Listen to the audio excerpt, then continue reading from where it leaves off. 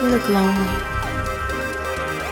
I can fix that. Howdy everyone, and welcome to another Bargain Bin movie review. Today's movie released on October 6, 2017, and as you know, the movie we're talking about is Blade Runner 2049.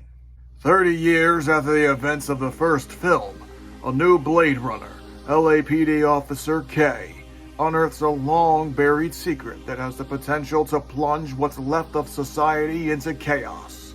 K's discovery leads him on a quest to find Rick Deckard, a former LAPD Blade Runner who has been missing for decades. The hunt for the truth begins in this follow-up to one of the most visually spectacular films in cinematic history. Rated R. This movie stars Ryan Gosling, who plays Officer K. He is a Blade Runner whose job it is to retire or kill older model replicants.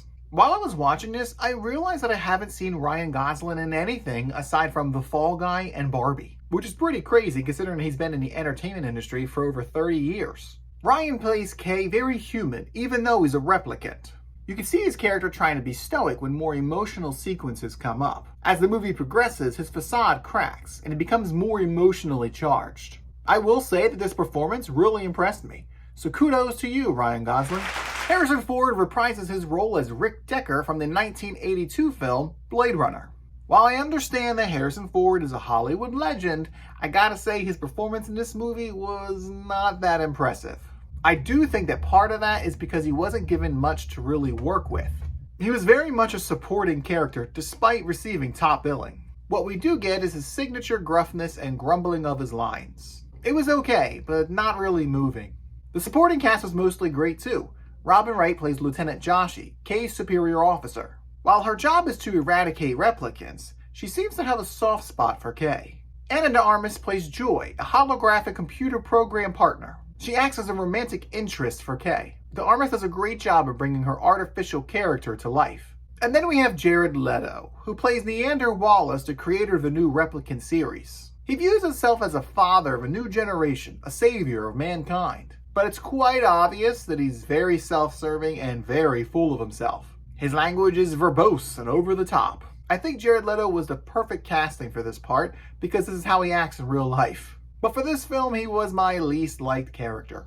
The story was really well done and very enjoyable. 30 years after the events of the first movie, the world is a changed place. After radical replicants exploded an EMP bomb, frying all the electronics on the planet, humanity has to rebuild. Replicants were banned and hunted. Eventually, replicants were allowed to be created again, but only if they were easier to control. Enter our protagonist K. He is a Blade Runner, a cop who hunts down older replicants and retires them. That means to...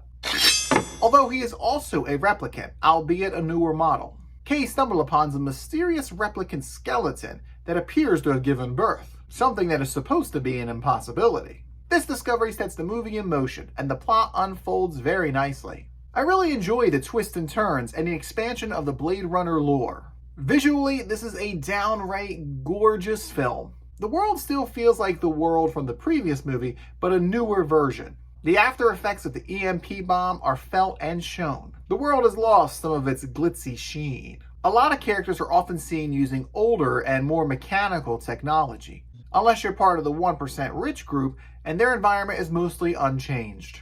There are so many great practical and digital effects. The sets are huge and very, very detailed. One of my favorite scenes is when Joy overlays her holographic body over a living person, essentially giving her a human body. What really makes this mesmerizing is that the sync-up isn't perfect, and sometimes it gives this type of psychedelic look to her movements. The costuming felt futuristic and realistic. Every character was dressed to perfection.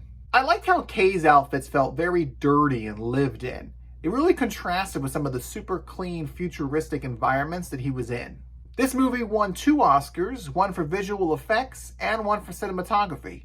Both are very well deserved. I think a lot of this acclaim can be laid upon director Denis Villeneuve. He's also the director of the newer Dune movies. You can really tell that he's a fan of the source material. He goes above and beyond to bring these worlds to life. But this movie does suffer from the same things that the Dune movies do, and that is Pacing. As I said before, the world is absolutely beautiful. Impeccable details, costumes, sound design, all of it. A visual feast, if you will. But sometimes the camera lingers too long on the environment and not the characters we're supposed to be watching. There's one sequence of Kay walking in the desert that just seems to go on forever. And there's another sequence in an old hotel. We watch Kay go through 10 rooms fully before he even finds a clue. And these are lengthy shots, adding minutes to the runtime. It all felt a bit unnecessary, though very pretty to look at. The camera just kept dawdling way too long. This type of thing breaks up the flow of the movie. I'm sitting here waiting for the character to find the next clue, but we've got to wait for the camera to catch up.